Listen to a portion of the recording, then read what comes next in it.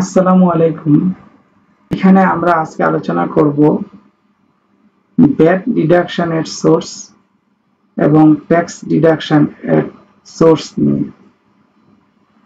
প্রথমে যদি আমরা বলি ভ্যাট বিষয়টা কি। ভ্যাট হলো ভ্যালু অ্যাডেড ট্যাক্স, অর্থাৎ পণ্য মূল্যের সাথে ভ্যাট যুক্ত হবে এবং এই ভ্যাট মূলত দিয়ে থাকেন হলো ভোক্তা। ধরুন একটি পণ্যের দাম ১০০ টাকা এবং তার জন্য অ্যাপ্লিকেবল ভ্যাট হলো ১৫ টাকা, তাহলে ভোক্তাকে আসলে ১১৫ টাকা দিতে হবে। আর ট্যাক্সটা হলো যিনি ইনকাম করে থাকেন তাকে মূলত ট্যাক্স দিতে হয়, কারণ এটাকে বলা হয় ইনকাম ট্যাক্স, ইনকামের উপরে ট্যাক্স। ধরুন একটি পণ্যের দাম ১০০ টাকা এবং গভর্নমেন্টের নিয়ম অনুযায়ী তার উপর 5% যদি ভ্যাট হয়, তাহলে ১০০ টাকার উপরে 5% আমাকে ট্যাক্স দিতে হবে। তো এই বিষয়টি আমরা এই এক্সেল এর মাধ্যমে সহজে করতে পারি। ভ্যাট এবং ট্যাক্স ডিডাকশন এট সোর্স এত গুরুত্বপূর্ণ কেন? আপনি যদি একজন ব্যবসায়ী হন, তাহলে আপনাকে জানতে হবে আপনি যে পণ্যটি বিক্রি করছেন ওই পণ্য থেকে আসলে আপনি কত টাকা হাতে পাবেন। যদি আপনি এটা জানতে না পারেন, তাহলে আসলে আপনার ব্যবসায় লাভ হবে না ক্ষতি হবে এটা আপনি বুঝতে পারবেন না।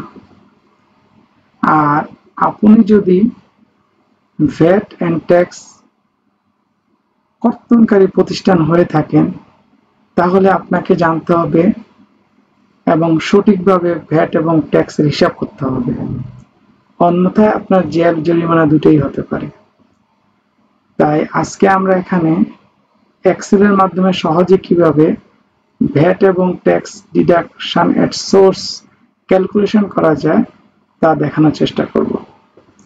আমরা নিচের লাইনে বলেছি যে আপনি শুধু ইয়েলো কালার বক্সগুলো যদি পূরণ করে থাকেন, তাহলে আপনি অটোমেটিক্যালি ভ্যাট, বিডিএস এবং টিডিএস অ্যামাউন্টটা জানতে পারবেন এবং সাপ্লায়ারকে কত টাকা পেমেন্ট করবেন তা জানতে পারবেন। ধরুন আমার প্রতিষ্ঠান অন্য একটি প্রতিষ্ঠানের কাছ থেকে মাইক্রোবাস ভাড়া নিয়েছিলেন এবং ওই মাইক্রোবাস ভাড়াকারী প্রতিষ্ঠান আমাকে ১,০০,০০০ টাকার বিল দিয়েছেন। তো আমি এখন এই ১,০০,০০০ টাকার উপরে কত টাকা ভ্যাট হয় এবং কত টাকা ট্যাক্স হয় তা বাইর করব।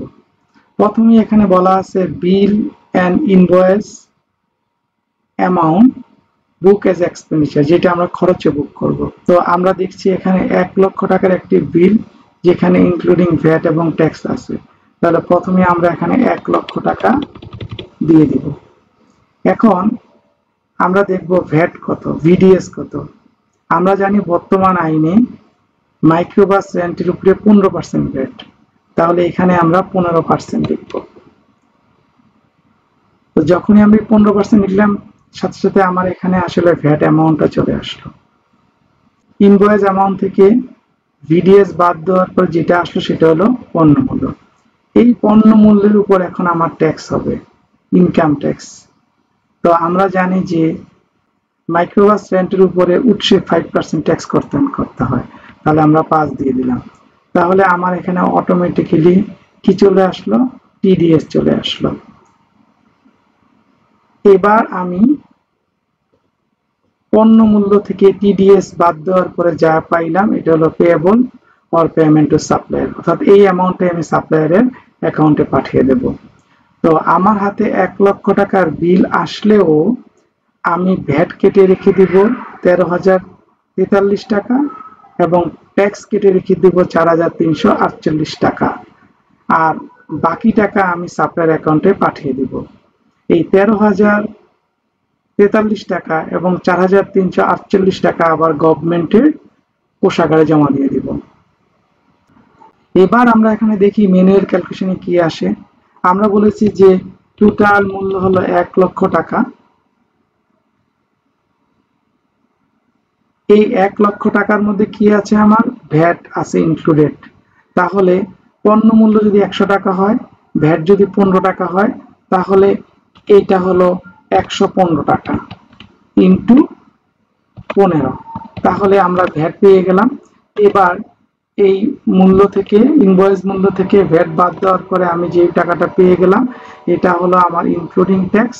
এর মধ্যে আমরা 5% ট্যাক্স চার্জ করব ইন্টু 5%। যখন আমি এটা করব তখন আমার টিডিএস চলে আসবে। এবার আমি এইটা থেকে টিডিএস বাদ দেওয়ার পরে আমার 82,609 টাকা।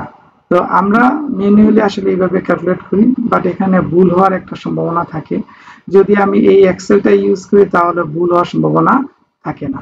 আপনারা জানেন যে আইন অনুযায়ী যদি কোনো সাপ্লায়ার পিএসআর সাবমিট না করে, পিএসআর মানে কি, proof of submission of return, যদি তারা দেখাইতে না পারে, অর্থাৎ যে বছরটা চলে গেল ওই বছরের রিটার্ন সাবমিশনের যদি কোনো ডকুমেন্ট দেখাইতে না পারে, তাহলে ট্যাক্স আসলে 50% হায়ার হবে। অর্থাৎ তার ট্যাক্স যদি হয় নর্মাল ট্যাক্স 5%, কিন্তু 50% হায়ারে সেটা হয়ে যাবে 7.5%। এটা বলতে পারেন এক ধরনের জরিমানা।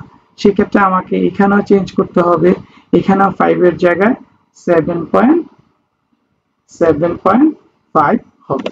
তাহলে আমরা দেখলাম কি যে এখানে সে সময় মতো proof of submission of return দেখাইতে না পারার কারণে অথবা রিটার্ন সাবমিট করার না কারণে তার অতিরিক্ত ট্যাক্স কাটা হলো এবং তার নেট অ্যামাউন্টের পরিমাণ কমে গেল। পরবর্তীতে আমরা দেখব যে যদি ইনভয়েস অ্যামাউন্ট এক্সক্লুডিং ভ্যাট হয় তাহলে কিভাবে করতে হয়, এবং ইনভয়েস অ্যামাউন্ট যদি এক্সক্লুডিং ভ্যাট এবং ট্যাক্স হয়, দুইটাই যদি এক্সক্লুডিং হয় তাহলে আমরা কিভাবে দেখব। সবাইকে অসংখ্য ধন্যবাদ আজকের আলোচনাটি সুন্দরভাবে শোনার জন্য।